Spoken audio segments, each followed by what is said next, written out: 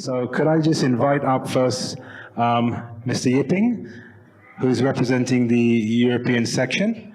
As you know, Mr. Yipping is the Vice President of the FCI, so he'll represent the European section.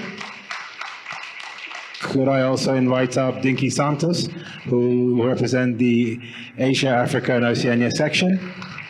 He's the President. And Mark Dunn from the AKC, the Vice Chairman. Dr. Pyro, are you around? He's disappeared in this complex somewhere. Okay, so gentlemen, so how this is going to work, I've got a couple of questions prepared to ask them. Actually, I'm going to come down. A couple of questions to ask them and give them an opportunity to respond. And then if we have time, we'll get a couple of questions from the audience. Get a couple of questions from the audience that we could then get them to answer.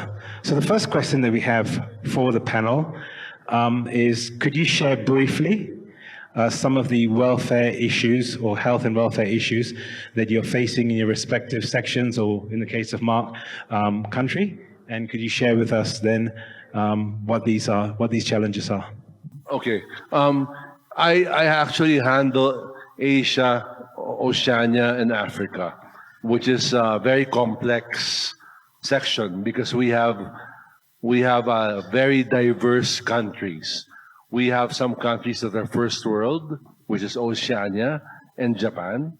We have third world countries, which are most of Asia.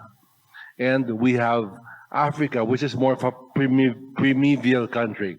They're still starting. So we have very, very diverse problems in our section because of all these different levels of countries we have. Now, I'm sure that Australia and Japan are more focused on the BOAs. They should more focus on the BOAs because they don't have problems with street dogs, with poverty and everything. Whereas I come from the Philippines, together with my neighboring countries. We deal with many street dogs.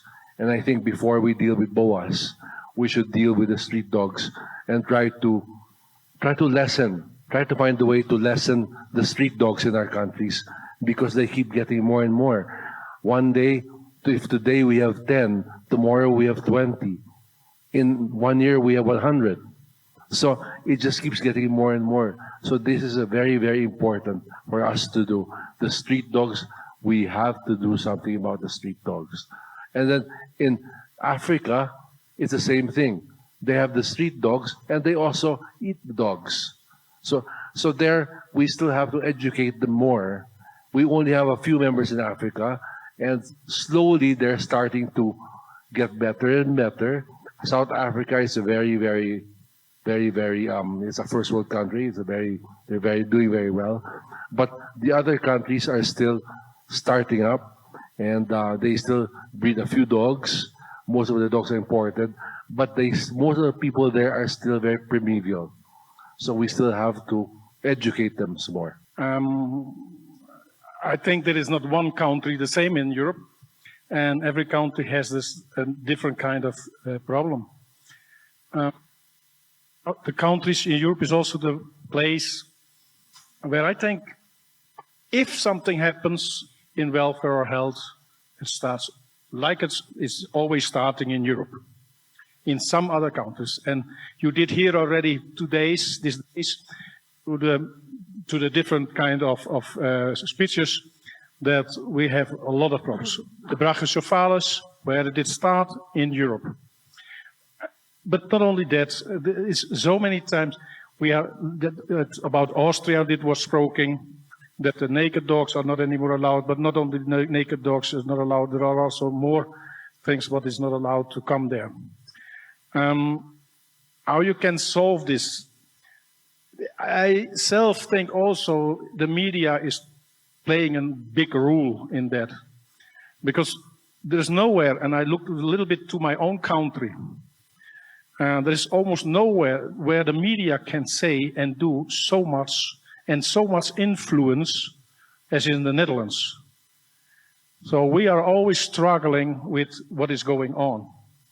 And that is not easy. And not only that, there is one very famous organization who is spread in Europe, and I maybe somebody is here, but it is PETA, and they are very spread in Europe, and they have also a lot of secret, I call it secrets, influences.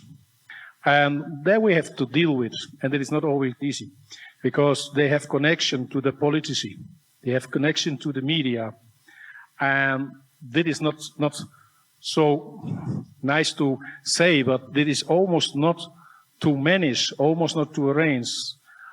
I said also already times in Europe, when we need much more politicians on our side, lobbyists on our side. And can you do lobbyists alone? No, probably not. Not as FCI, not as a country individual. But you can do a lot of things together. I'm also happy that also not only the dogs world, but also other kind of world. I'm happy that the FCI signed for a short time ago an agreement with the cats organization to go together and try to fight together.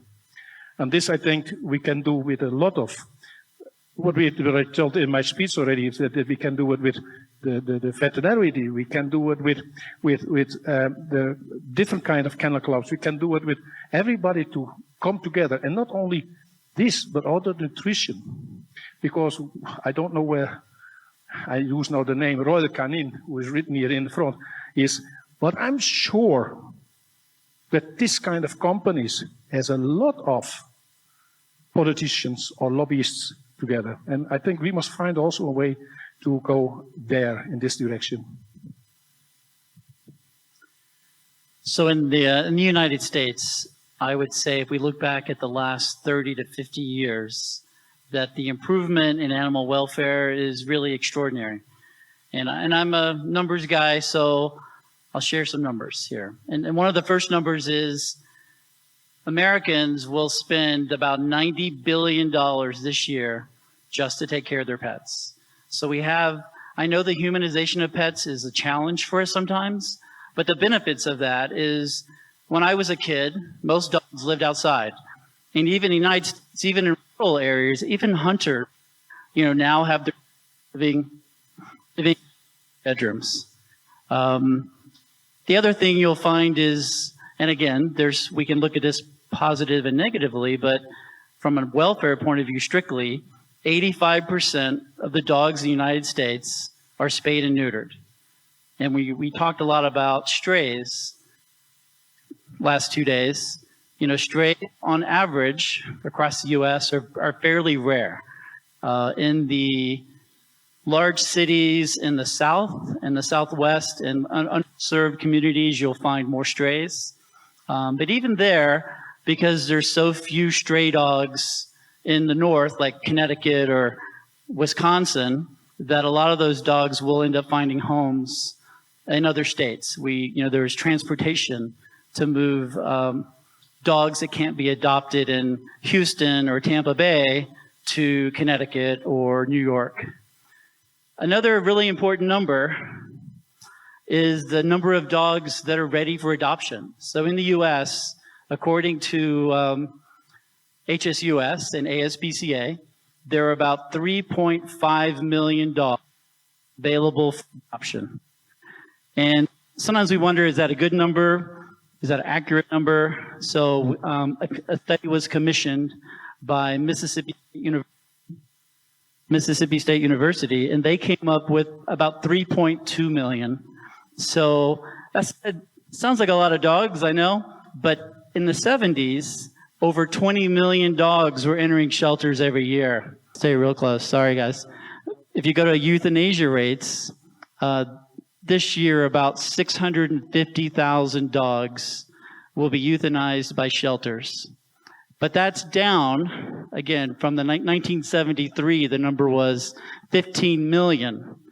So on all these metrics, another thing to think about is the fact that the dogs that are euthanized today are mostly, again, outside of some cities in the South, are very old, very ill, and very dangerous because we have very high demand for dogs. I think similar to the EU, we have about 90 million pet dogs, and every year we need about 8 million to replace the dogs that would pass, very similar to numbers that somebody had up for the EU. Now, the other thing happening in the US is that ownership rates continue to increase. So households are owning more dogs per household than ever before. And the population of the US is still increasing. So overall, dog rates will continue to increase. Now, the bad news for AKC is that we only about 1.8 million. AKC breeders only produce about 1.8 million puppies a year, which is less than 22% of the total demand for dogs in the U.S.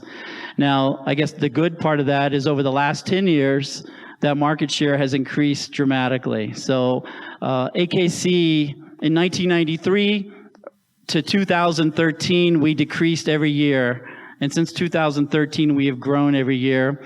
And I'll try to stop here, but I do want to go back to what I said earlier after Gopi's section, that the things he talked about are really some of the things we've been doing for the last 10 or 15 years to try to change the conversation and to try to reach out to the public, to educate breeders, all breeders. Anybody who wants to breed can learn from the AKC online for free on how to breed. And we have courses for judges online. That's where we spend most of our time and a lot of money to fight back. So, I want to talk about legislation later, but I'll try to pass it now. Okay, sorry, Dr. Pyro. Dr. Pyro is, of course, as you all know, the president of the Americas and Caribbean section. The question was, what are the issues for health and welfare that are being faced in your section? Good afternoon to you all. For me, it is a true pleasure to represent the Americas and the Caribbean for FCI. And indeed, we have had several meetings from the section in which we have talked about this serious problem with some countries. Not all of them, but in some we have had very serious problems with governments. And governments, what they've done is copying from another country the rules, believing that since there are dogs on the street, the way to get rid of them would be by making decisions saying that it is an obligation to eradicate dogs by sterilizing all stray dogs. And first of all, in the laws, we have people who tend to exaggerate in determining and making their decisions. So they have made the decisions that dog breeding should be suspended, that nobody should breed. They have even passed laws that fortunately haven't been passed, because we have fought back and we have had to defend ourselves in the case of Mexico with the Mexican army. They have helped us. All the dogs that belong to the army, we register them, we put them the microchip, and we carry out the DNA tests. They have demonstrated something very interesting here. Where you are right now, in this very same place about 2 months ago, the United States gave to Mexico several protection and defense dogs, but to detect drugs. And these dogs, they have already finished their work because that was 10 years ago. So we suggested the army and the police forces to conduct an event in which we could donate these dogs to families so that these dogs could be adopted. They were hero dogs. You can't even begin to imagine how successful this was. We had more than 10,000 people, families, who wanted the dogs. And the dogs, we were just donating 10 dogs, right? And for this, we made a commitment with the Secretary of Defense. We said that we would look for families that could afford the space to have a dog, a way to feed them, and making sure they had someone to tend to the dog. So, anyway, 10 or 15 important determining points. We managed to do this. Then the press came from all over the world. The army were here. The Deputy Secretary of Defense was here, and we thought that we wouldn't be able to have everyone. The auditorium was full, out there was full, and the dogs were here, and the people who were going to get these animals were here as well. The deputy secretary, had to come in through the back. There is a door here at the back, and all of a sudden he was here. He showed up. Of course, this was an astounding success, and the press made the best coverage of all this. And we got the families who kept the dogs. Believe it or not, all of this helped us change the situation and the mentality of the Senate when it comes to changing the law.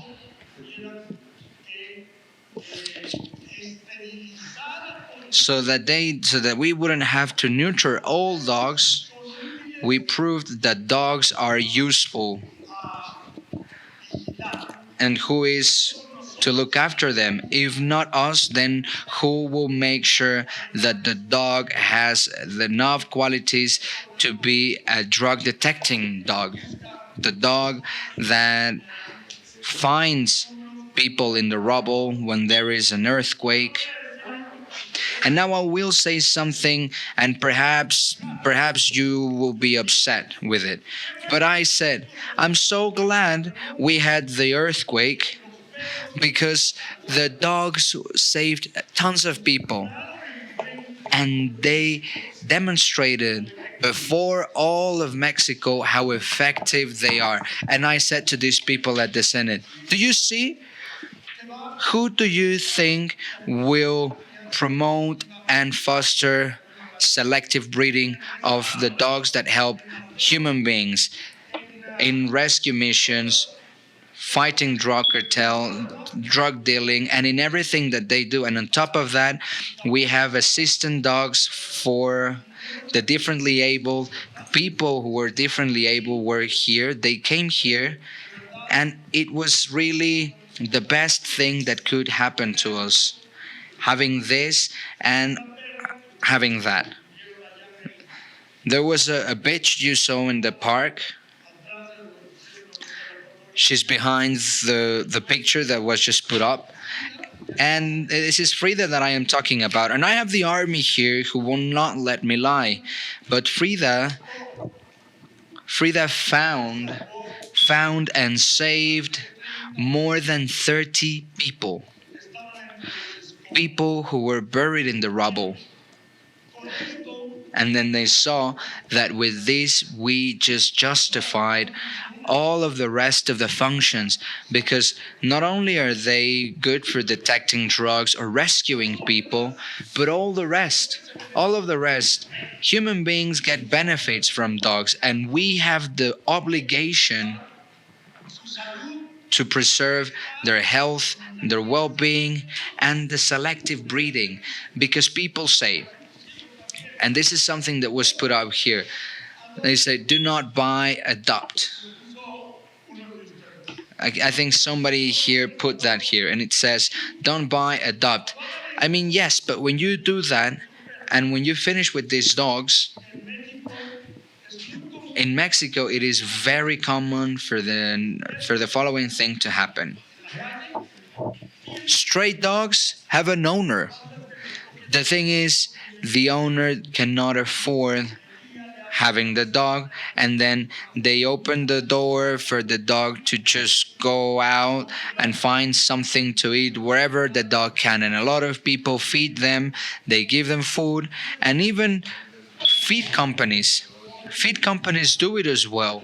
They put food in the street and they give them water, but the dog comes back home at night and he's the guardian of the household. We also register here dogs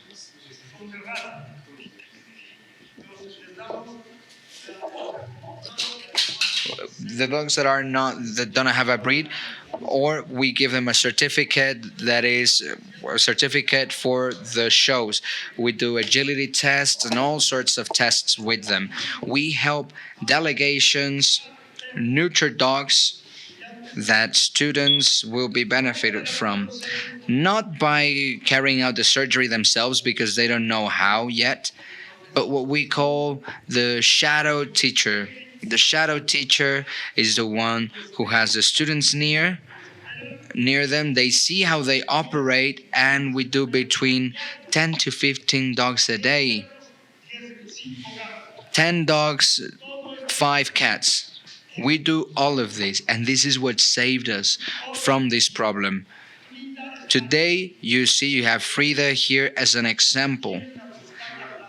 And they come looking for Labradors that they want to use them for the service. I communicated it well at the meeting we had in the Americas and the Caribbean. We did it, and many countries have problems because they copied from other countries in Europe where they say it is forbidden to breed. And governments generally tend to copy, and they want to do it, but they don't know how. They don't even know what they are doing. Most of you here perhaps have seen in Mexico a video of a place that unfortunately was very close to us in Ajusco. Let's say 15, 20 kilometers here, we have a 7-hectare place where there is a park. And right next to it, there was a place where in that place, they put all the animals they took from the circus. All the lions, the tigers. I mean, those of you here who know, please, just by show of hands, raise your hands, those who got to see what I'm talking about there in Ajusco. Just have a look. They're over there. The ones who saw. It's not a lie. Well, the animals weren't fed. They were ill. They were malnourished. And so many institutions from the United States would donate large amounts of money to this foundation so that they would look after the animals. Ladies and gentlemen, this money was never seen by the animals. People stole the money and they never did anything. Lo lamento mucho, Dr. Pairo, pero nos quedan unos pocos minutos, así que por favor si podemos seguir con las preguntas. I'm sorry, I just 1 second. I talked about Mexico, but now I am talking about the Americas and the Caribbean. There are several countries that have had major problems, and it was very hard for them. Miguel, he had a problem, but he knew how to manage with the government. We have to show them what happens. Anyway, that is what I felt like saying. We have many representatives here of the Americas and the Caribbean, and we are here for you. Thank you. Okay, my second question is with regards to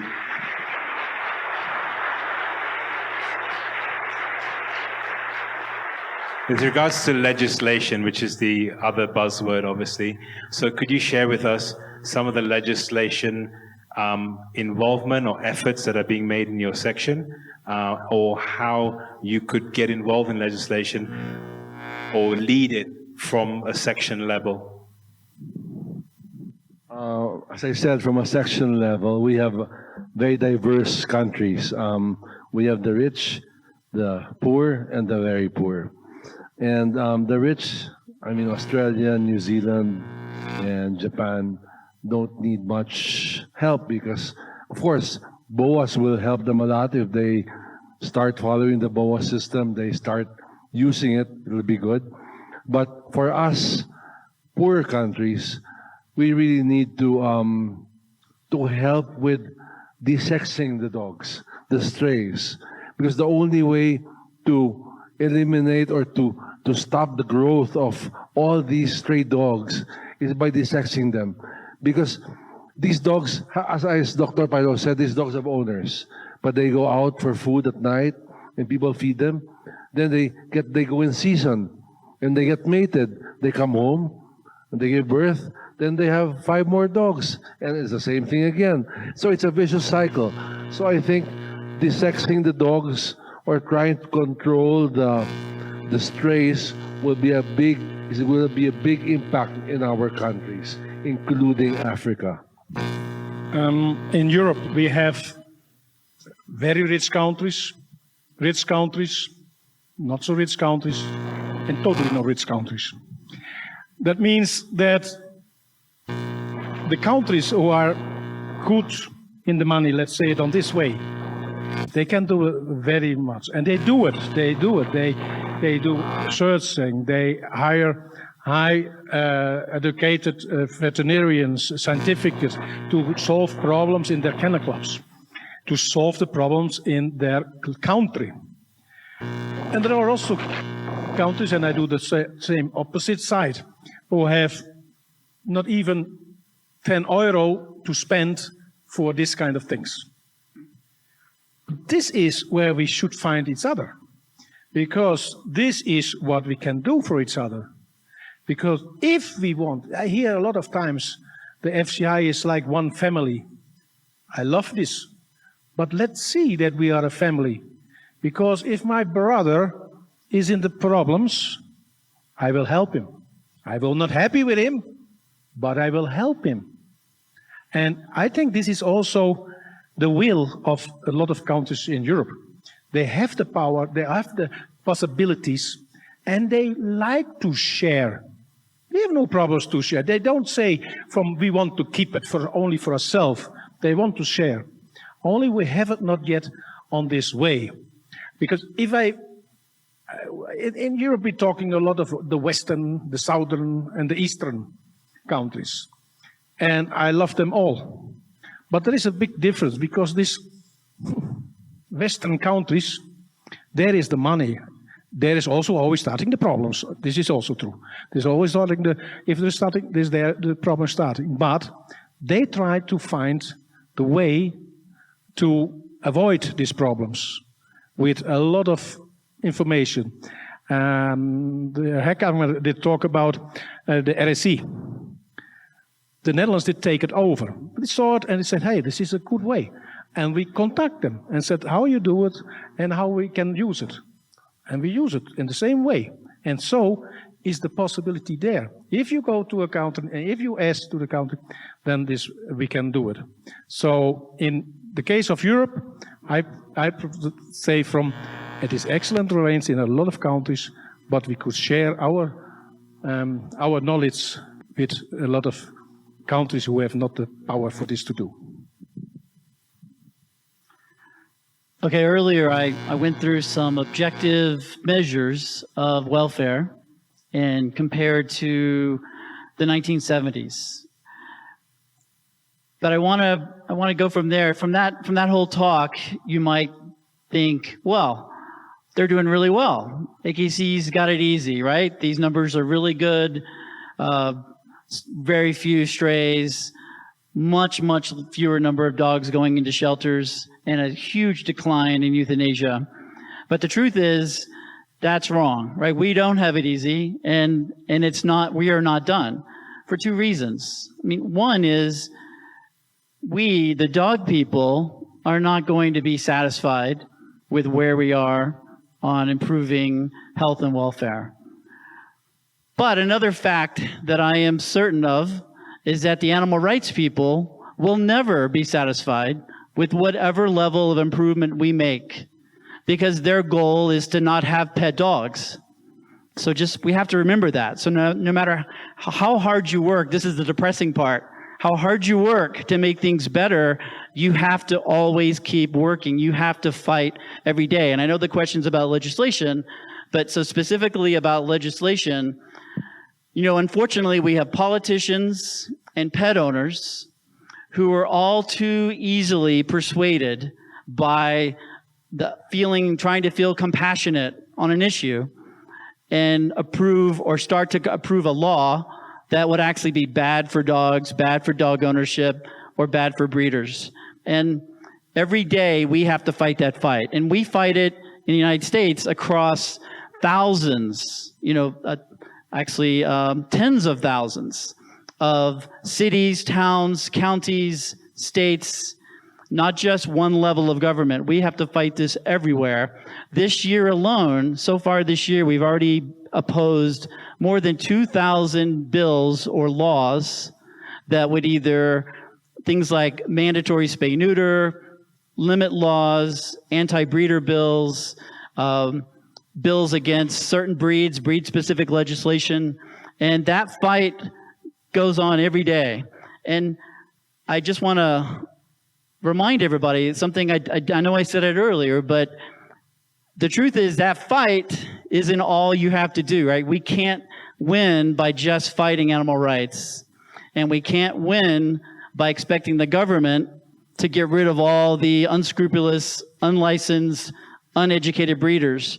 We win by winning the conversation by teaching breeders to breed better dogs, by driving healthcare, by improving the health of our dogs, and by improving the way the public sees us. And all of that takes time and investment and patience and cooperation. Talking about legislation,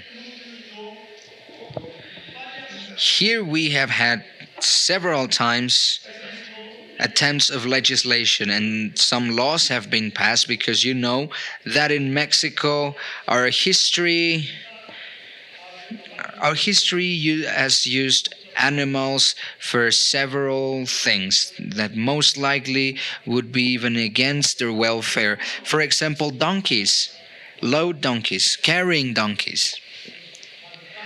People mistreat them because they use them in little towns to carry their loads, massive loads most of the times. Cockfighting, which unfortunately is a part of our idiosyncrasy as Mexicans, in which we have that as a part of our history.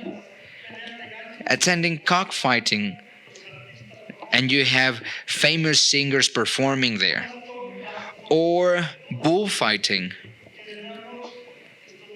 We inherited that from Spain.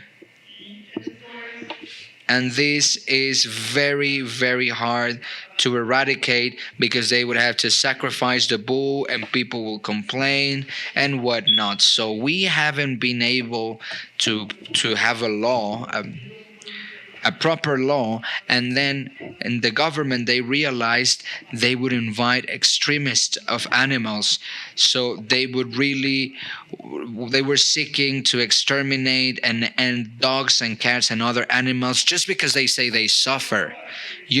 Just like right now, where in Germany they say that the Xoloscuincle cannot compete because it suffers because it doesn't have hair.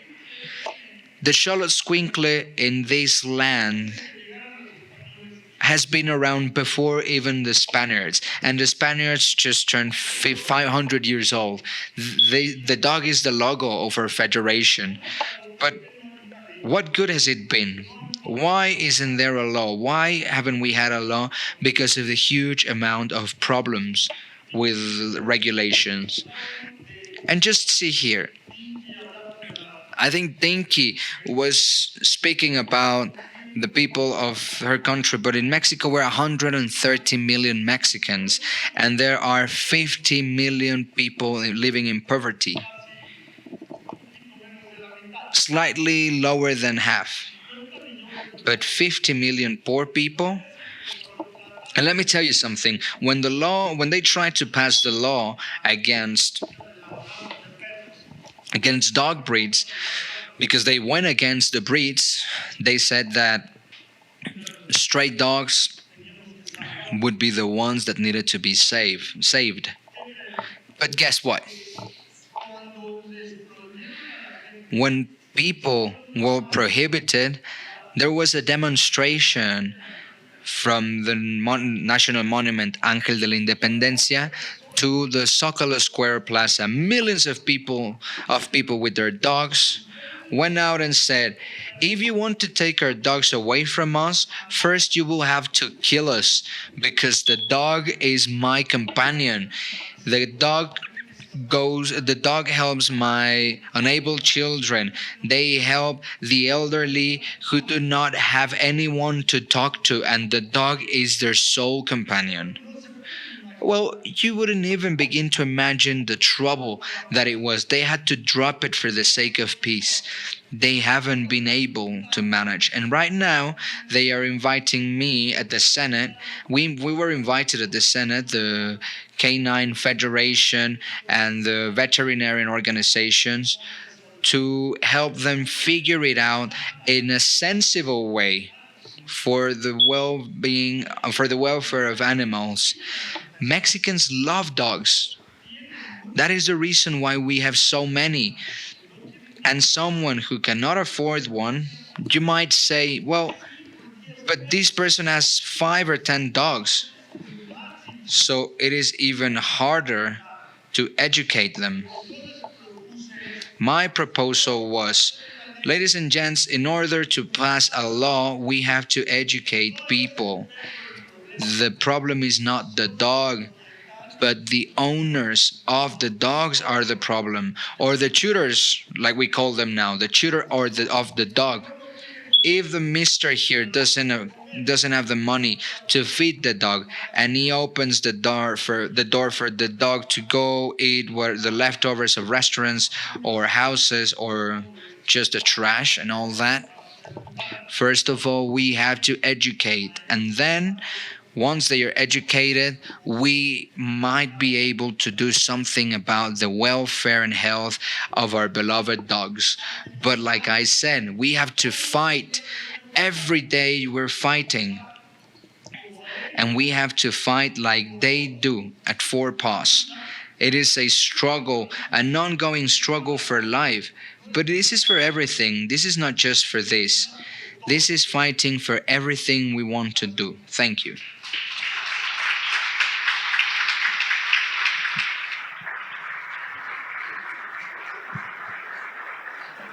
Thank you so much. We have time for 2 questions from the audience. So does anyone have any questions they'd like to it doesn't have to be for all of them. You can direct to one person, or you can direct it to all of them. Any questions from the audience? No, we're good. Any of the people on the front row? Questions? Okay. There's a gentleman at the back. Perfect. Thank you very much for this Congress. It was excellent. I just have a little suggestion here. Maybe we should have categories that are non-existent in dogs, but they exist in cats, which is premier. Since we have so many neuter dogs, we should think about the premier category of dogs. The premier category, for those who don't know, is for neuter dogs, both male and female. Based on the FCI statutes, we only allow entire dogs to be shown. So we cannot allow neuter dogs to be shown based on the statutes of the FCI, because these dogs are being shown are eventually bred. So we cannot show neuter dogs as of this moment. Correct, Eve?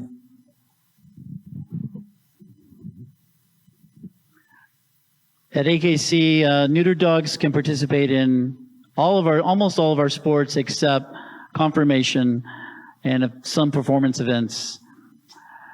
The issue comes up from time to time, and there are people who advocate for that, but there is a concern. Conformation is about breeding stock, is an opportunity for judges to give feedback to breeders. It is not a beauty contest. And we have to be careful with that because, again, back to our friends, the politicians, that we change what a conformation dog show is, it could actually erode our ability to defend what we do. However, there is one interesting idea that has come up recently, and that is senior dogs, like dogs that are over a certain age, to be able to come back into the ring, maybe champions of merit already, and they are neutered or spayed, to let them back into the ring, which is because they're higher than average breeding age. That might be palatable, but that is not actually happening. It's just an idea that has been proposed. I want to remind you of something about what he said. The FCI has a very specific function, and we all need to know about it. Promoting pure breeds for the service of ourselves. So a dog that is in the street is a dog like any other, of course, but the selection that needs to take place to determine the characteristics of smell, for it to be a retrieving dog, a smelling dog, a hunting dog, a tracing dog, or an assistant dog, whatever you want. These are genes that need to take place, that need to exist in order to make breeds. This is a function of FCI, and our function as well. We could invent all other services and tests that you can think of, but not the one for breed selection, because having show dogs, like Mark said, they are in beauty contests, they are confirmation contests, and everything that marks the standard on what Jorge Nale works all around the world just to make the standards for each breed and to make sure they abide by these standards. You cannot have just any dog and be there where they don't have the phenotypical characteristics for the competition. It is not a competition. It is just that the judge will choose the best specimens to serve our functions, to serve human beings, to serve what we have done. So we have to be thankful truly with organizations such as the FCI and like all the Kennel clubs that shouldn't disappear, even if there are people saying so, because we look after pure breed dogs that are used for X or Y purpose. That is the very reason why we exist. Thank you. Thank you so much. Okay, so with that, I'd just like to thank our panelists for participating in our. Thank you for your time. Sorry, we are not able to take any more questions. Sorry, guys. We can maybe approach them later and talk directly to them. So thank you again, and we'll carry on with the rest of the program for today. I want to thank the FCI board members for giving Mexico the opportunity of having this important World Congress for Welfare and Health for the dogs worldwide. We are really pleased, and thank you so much for giving us this great opportunity. And also I want to thank all the speakers from all over the world who participate in this great event. Thank you.